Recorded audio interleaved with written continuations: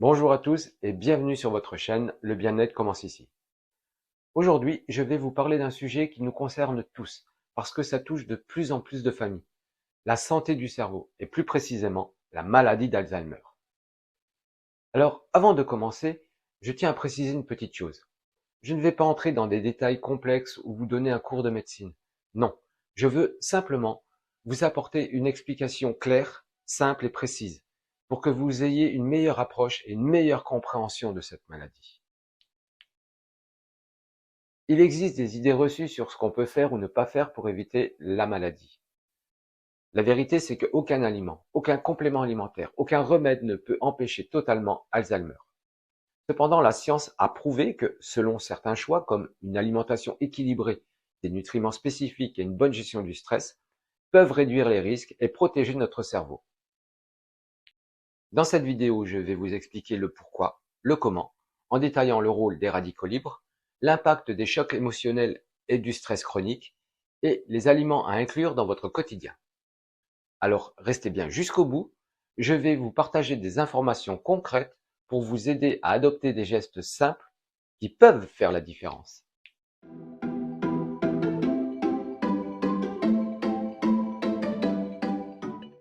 Commençons par comprendre ce qui se passe dans notre cerveau. Chaque jour, notre corps produit ce qu'on appelle des radicaux libres. Ce sont des molécules instables qui peuvent endommager nos cellules, un peu comme de petites étincelles qui brûlent ce qu'elles touchent. Heureusement, notre organisme a des défenses naturelles pour neutraliser ces radicaux libres, grâce à des molécules appelées antioxydants. Mais avec l'âge, le stress, une mauvaise alimentation et la pollution, cette balance se déséquilibre. Les radicaux libres deviennent trop nombreux et c'est le stress oxydatif. Dans le cerveau, ce stress oxydatif peut dégrader les neurones et favoriser la formation de plaques amyloïdes et la dégénérescence neurofibrillaire, qui sont les signes caractéristiques de la maladie d'Alzheimer. Il existe plusieurs vitamines et minéraux qui sont reconnus pour soutenir les fonctions cognitives, même dans des cas de maladies neurodégénératives comme Alzheimer, y compris les formes sévères. Alors bien sûr, ils ne guérissent pas la maladie, mais ils peuvent aider à ralentir la progression du déclin cognitif ou soutenir le cerveau. La vitamine B1, la thiamine, essentielle pour le métabolisme énergétique du cerveau. Une carence peut entraîner des troubles cognitifs. La vitamine B6, B9, l'acide folique et B12 réduisent le taux d'homocystéine, un acide aminé lié à la dégénérescence neuronale. Elles sont très importantes pour la mémoire et la concentration. La vitamine D. Un faible taux est associé à un risque accru d'Alzheimer et un déclin cognitif accéléré. Elle soutient aussi la santé des neurones. La vitamine E, les tocophérols, est un antioxydant puissant qui protège les membranes neuronales contre le stress oxydatif, très impliqué dans Alzheimer. Le magnésium soutient la plasticité synaptique. C'est la capacité du cerveau à créer de nouvelles connexions. Des niveaux adéquats sont associés à une meilleure mémoire. Le zinc, nécessaire pour la transmission synaptique et la protection des neurones. Le sélénium, un antioxydant qui aide à lutter contre les radicaux libres qui endommagent les cellules cérébrales. Le fer, en quantité équilibrée, essentiel pour l'oxygénation du cerveau, mais un excès peut être délétère. Voyons maintenant les aliments qui sont vos meilleurs alliés pour garder un cerveau en pleine forme. Les fruits rouges, riches en antioxydants, comme les myrtilles, fraises, mûres, raisins noirs. Ces petits fruits colorés sont une véritable bombe d'antioxydants appelés flavonoïdes. Ils aident à neutraliser les radicaux libres et améliorent la communication entre les neurones. Des études ont même montré qu'ils peuvent ralentir le déclin de la mémoire chez les personnes âgées. Ensuite, le poisson gras, comme le saumon, la sardine, le maquereau. Ces poissons sont riches en oméga 3, notamment le DHA, un acide gras essentiel pour nourrir et protéger les membranes des cellules nerveuses. Les légumes verts à feuilles, comme les épinards, brocolis. Ces légumes sont chargés en vitamines C, E et K, qui protègent les cellules contre les attaques des radicaux libres. Les fruits à coque et graines, comme les noix, amandes, noisettes, graines de tournesol. Ces petites bombes nutritionnelles apportent de la vitamine E et du magnésium, essentiels pour réduire le stress oxydatif.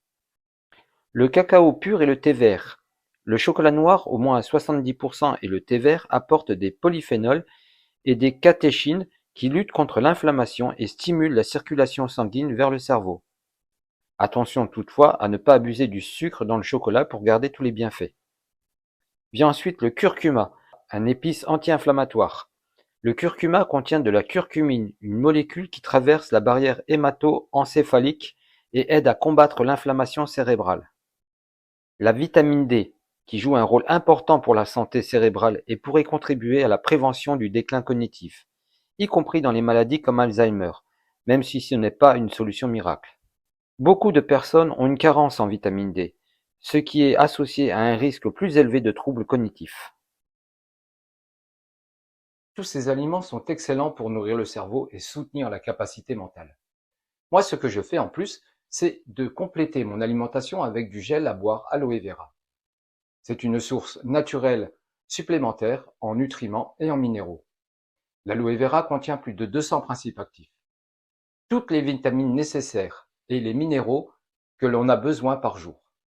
Ainsi, même si je n'ai pas consommé, si je n'ai pas mangé suffisamment de légumes et que je n'ai pas absorbé tous les nutriments nécessaires, l'aloe vera m'apporte le reste pour tenir en forme toute la journée.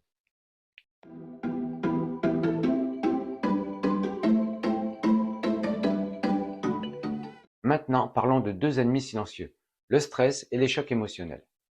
Lorsque l'on traverse une période de deuil, de séparation, de conflits intenses ou une longue période d'anxiété, dans ces moments-là, le corps libère deux hormones, l'adrénaline et la cortisol. Ce sont les hormones du stress. L'adrénaline est libérée pour une réponse immédiate du stress, alors que la cortisol, ce sera plus pour une gestion prolongée du stress. À petite dose, la cortisol est bénéfique. Elle aide à réagir face à un danger, comme l'adrénaline, et aussi à mobiliser de l'énergie. Mais lorsque le stress devient chronique, elle reste présente trop longtemps dans le cerveau. Un excès prolongé de cortisol agit comme une véritable toxine pour certaines zones du cerveau, notamment l'hippocampe, qui joue un rôle clé dans la mémoire et l'apprentissage. Sous l'effet de ce stress répété, les neurones se fragilisent, se réparent moins bien et vieillissent plus vite. Alors bien sûr, cela ne signifie pas que le stress et les chocs émotionnels vont provoquer Alzheimer à eux seuls. Mais chez une personne déjà fragilisée, de par son âge, sa génétique ou son mode de vie, eh bien, ils peuvent accélérer l'apparition ou aggraver l'évolution de la maladie. Et soyons honnêtes, gérer ses émotions, c'est pas simple, c'est même souvent difficile, car elles nous emportent avant même qu'on ait le temps de prendre du recul.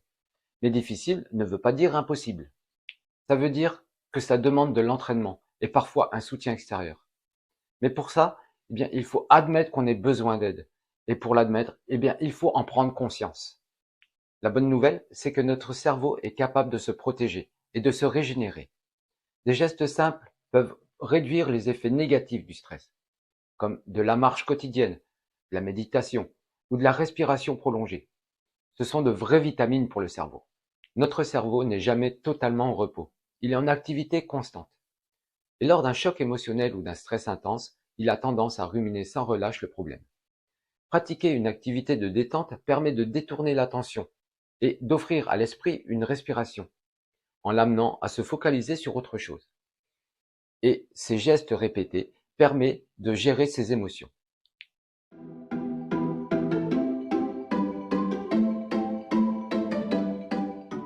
Avant de terminer, je tiens à insister sur un point. Avoir une alimentation équilibrée, absorber les nutriments nécessaires, gérer son stress ou ses chocs émotionnels ne garantit en rien contre Alzheimer.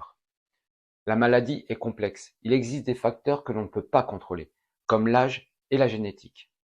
Mais en adoptant une alimentation équilibrée et variée, en bougeant régulièrement, en dormant suffisamment et en stimulant notre cerveau, nous pouvons mettre toutes les chances de notre côté pour vieillir en meilleure santé. Il ne s'agit pas d'être parfait, mais juste prendre soin de notre santé. Cette vidéo vous a plu? Laissez-moi en commentaire vos réactions. Et surtout, n'oubliez pas de liker, de vous abonner et d'activer la cloche pour recevoir les notifications des prochaines vidéos. À bientôt!